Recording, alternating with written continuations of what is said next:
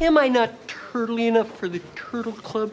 Van Gogh, Dickinson, Melville, all artists who did not live to witness their art's appreciation, and yet time's festering cocoon would one day spread their colors in a way that the world had no choice but to notice. In film, so many masterpieces are recognized. Metropolis, Seven Samurai, Ernest Scared Stupid. Shakespeare wrote some of the greatest tragedies of all time, but even he could not pen a greater avoidable sadness than this. That the most important film ever made would not only be overlooked, but mocked, flagellated, locked away in a dungeon, and forgotten. If film is God, then the master of disguise is Christ. And 24 years might as well be 3 days, because it is time. The perfect movie has risen, and we must all submit to the glory of its light.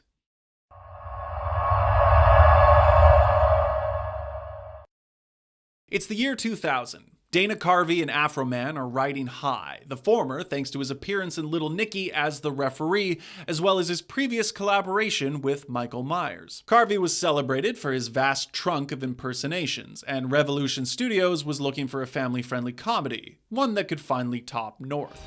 Hawaii is a lush and fertile land. In fact, there's only one barren area on all of our islands. Unfortunately, it's Mrs. Ho. Carvey co-wrote this script with Harris Goldberg, so it is no surprise that the writing is as strong as it is. This is the same man who forced an uncomfortable America into facing the dehumanization of sex workers through his revolutionary work on Deuce Bigalow. That's a huge bitch!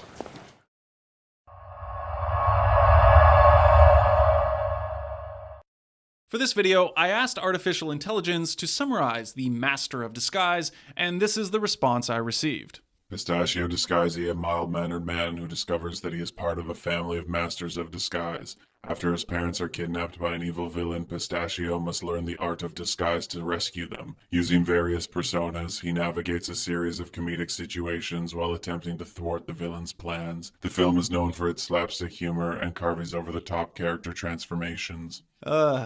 Pathetic. The human tortoise might be slower in speed to this robotic rabbit, but I assure you, he grants greater wisdom. Because this AI machine is David Hasselhoff. It is not James Cameron. It can only speed across the surface without reaching the depths where true treasure is found. And this treasure's volume? Well, if I was to talk about it all, this video would end up being over 70 minutes, and since I can't make a video essay longer than the movie it's discussing, I'll just have to limit myself to listing a fraction of its impacts.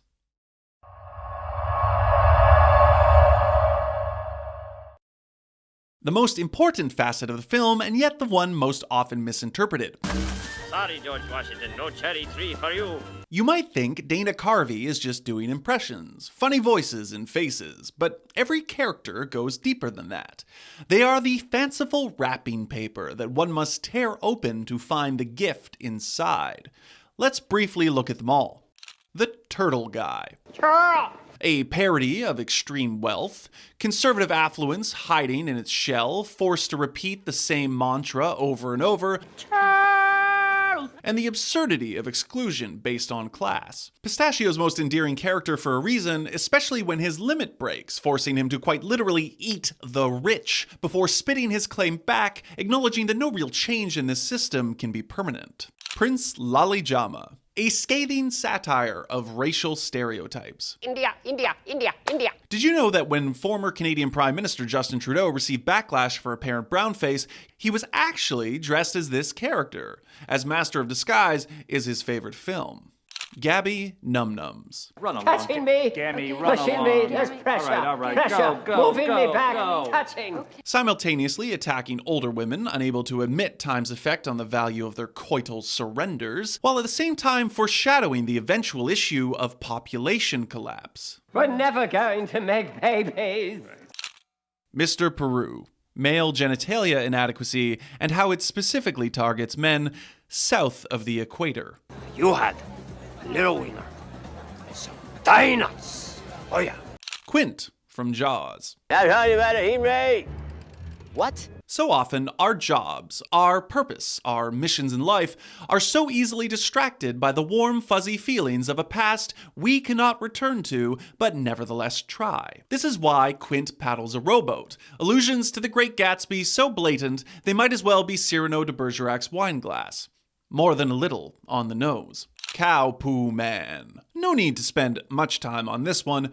An obvious metaphorical criticism of the Panic of 1873 financial crisis. Constable Mueller and Terry Suave. America's perception of Eastern European men as being effeminate, tax-loving, bad-toothed weirdos. Unable to play off this discomfort successfully, Pistachio pivots to another common perception of Europeans as done by Americans, that of Terry Suave, fit with British sophistication, which while equally foreign, demands a sense of respect for the debonair along with its created confusion. This is what you're doing.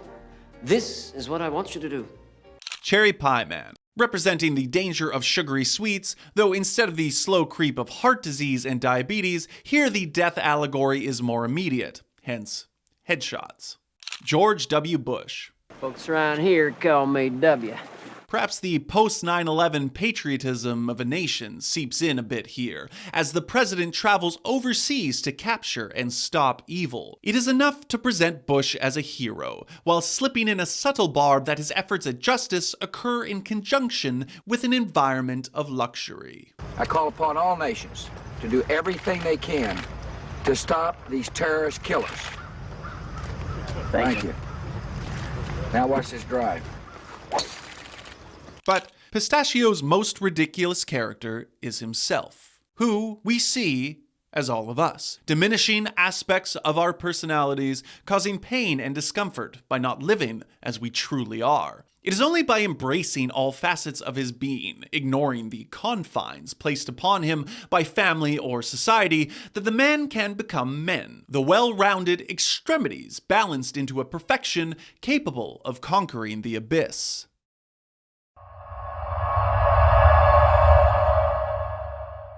There's a few other accolades I would like to give the movie. Me like it too, but this cat's got no mama caboose. It started the trend of questioning beauty standards. Your power is gone, my friend. We took your control. Perhaps you enjoy watching women do squats on Instagram. If you do, well, then you have Master of Disguise to thank for that. The 90s was all about rail-thin supermodels, but then Master of Disguise released, and with Pistachio's lust for big butts breaking down barriers, now women are literally killing themselves chasing after that mama caboose. Even the name Mama Caboose has significance, introducing the film's young audience to the concept of Oedipal desires early on, that they may avoid the trap of marrying their own mothers. It understands its audience. While the complexity of this film is Daedalian in its construction, it nevertheless presents itself as a children's film. And unlike many other children's films, it actually understands what it is that kids love. Kids love The Exorcist. Kids love Scarface. Say hello to my little friend. Kids love Bo Derek, Robert Shaw from Jaws, and of course, Jesse Ventura. You're bleeding, man. I ain't got time to bleed. Oh. Okay.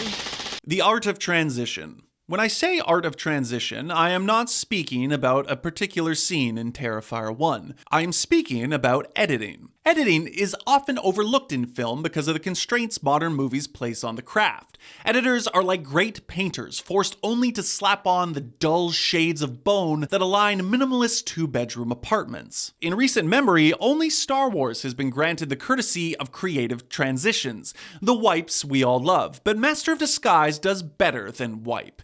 It has custom transitions. These serve to elevate the story by encompassing you even more into its aesthetic, a feature sorely lacking in films like Titanic or Hotel Rwanda.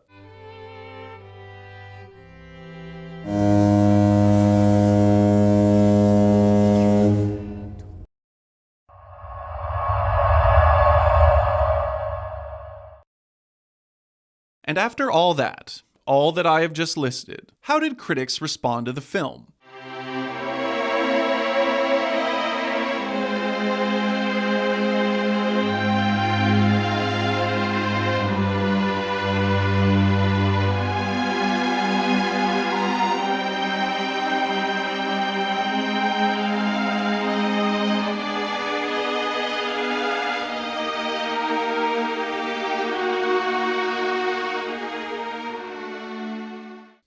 Well, that's okay.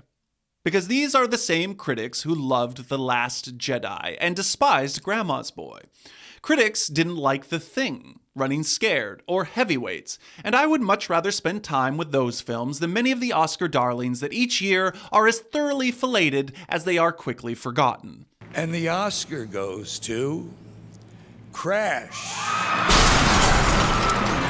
Never forget, critics enjoyed Kingdom of the Crystal Skull.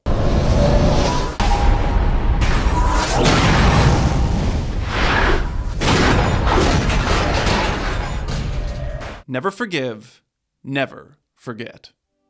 Before I conclude, I recognize there is a chance that some of you might disagree with me, and that's fine. There were, after all, those who disagreed with freeing the slaves. Everyone gets something wrong in their lifetime. Sometimes these individuals are lucky. They rotate around the sun enough times to realize the error of their thinking. The arrogance of modernity is to look back on the past and judge harshly. What fools they were. What barbarians to believe such things. If I were an ancient Greek, I would enjoy the company of young boys in a strictly platonic fashion. But 1,000 years from now, hell, 100 years from now, our children's children will shake their heads at us, just the same about some issue or another, and their spawn will in turn do the same to them. And it is for this reason that I am confident, as assured as I am patient. Perhaps not in August of 2002, perhaps not in April of 2025, but one day, despite what the relativists will tell you, there are things in life that are simply true. The sun is round, whether or not we look at it. Water is composed of hydrogen and oxygen, regardless if we drink it. And The Master of Disguise is the greatest film ever made, regardless of however many souls there are to bear that truth witness. I'm telling you, must really love to slap. I love to slap. Yes, you love to slap, yes. What you people still doing here? You just saw the movie, okay? I'm trying to talk. All right? Goodbye.